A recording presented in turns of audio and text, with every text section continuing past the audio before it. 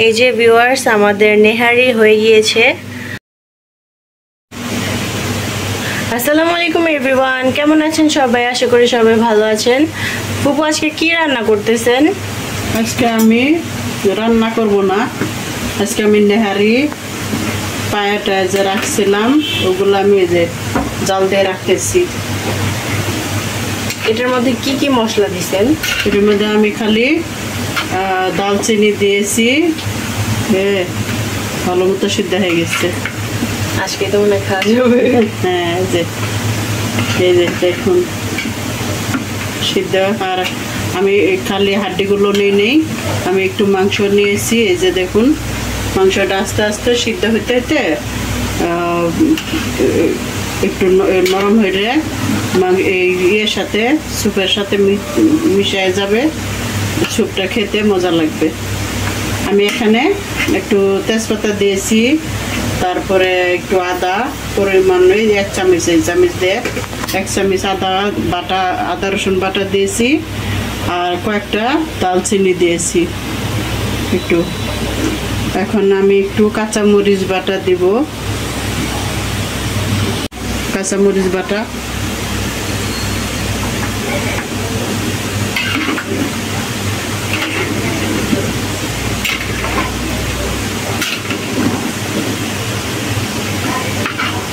আমি লবণটা দিই নাই, লবণ দিব 1 চামচের মতো লবণ। লবণ 1 চামচ, 1-2 চামচের মতো দিলাম।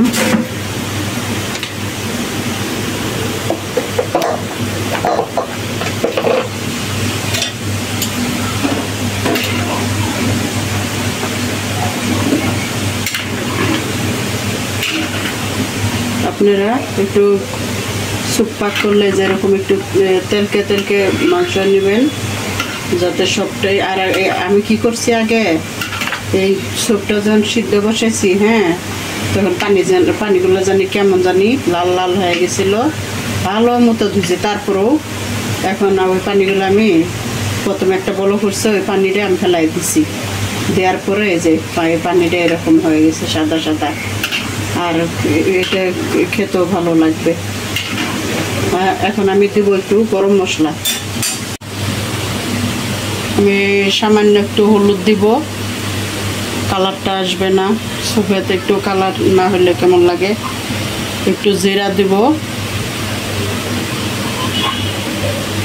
আপনারা আবার ভাববেন না তরকারি পাক করতেছি। আমি গরম মশলা দিব এটা এখানে।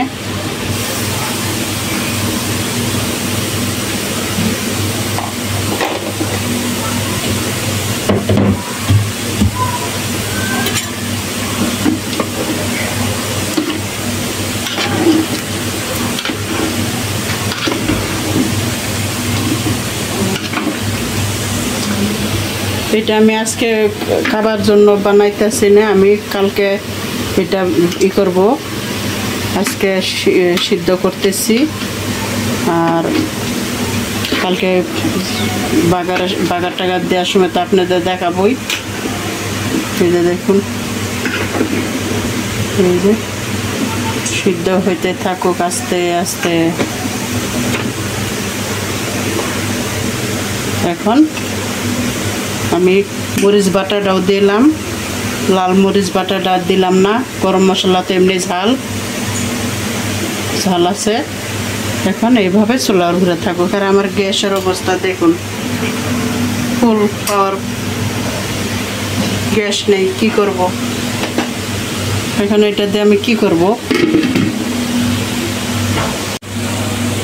এই যে আমাদের নেহারি এখন এই পর্যায়ে চলে আসছে, জাল দিতে দিতে দিতে দিতে এখন এই পর্যায়ে। তো এখন হয়ে গিয়েছে, এখন বাগার দিতে হবে না, মানে ফোড়ন দিতে হবে। আরো হবে। হ্যাঁ, এখনো হয় নাই। এই যে এই পানিটা যখন, এই যে স্যুপটা, হ্যাঁ, যখন এই পর্যন্ত, এখন তো আছে গলা পর্যন্ত, হ্যাঁ, যখন এই পর্যন্ত আসবো তখন আমি ফোড়ন দেবো। হ্যাঁ, নেহারির জন্য আমরা ফোড়ন দিব, এর জন্য এখানে তেল দিয়ে দিয়েছি। তেল ভালো করে গরম করে এখানে আমরা জিরা আর তেজপাতা দিয়ে দিয়েছি। তারপর অল্প পরিমাণ রসুন আর পেঁয়াজ দিয়ে এখন আমরা ব্রাউন কালার করে ভালো করে ভেজে নিব। এই যে নেহারিটা আমরা ফোড়ন দিয়ে দিলাম, বেরেস্তাগুলো এটার উপরে দিয়ে দিয়েছি। এখন একটু নাড়বো।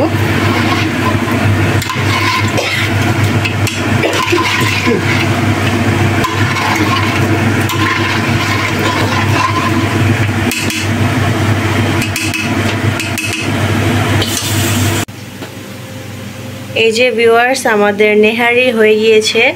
তো কেমন লেগেছে আপনাদের কাছে আমাদের আজকের রেসিপিটা, তা অবশ্যই কিন্তু কমেন্টে জানিয়ে যাবেন, ভুলবেন না। আর নেহারিটা কিন্তু দেখতে অনেক ইয়াম্মি লাগতেছে, অনেক টেস্টি হয়েছে। তো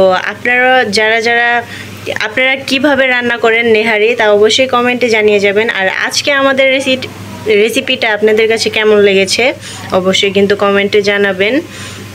ওয়াও, অনেক সুন্দর হয়েছে, খেতেও অনেক দারুণ মজা হয়েছে। তো আপনারাও এভাবে করার চেষ্টা করবেন।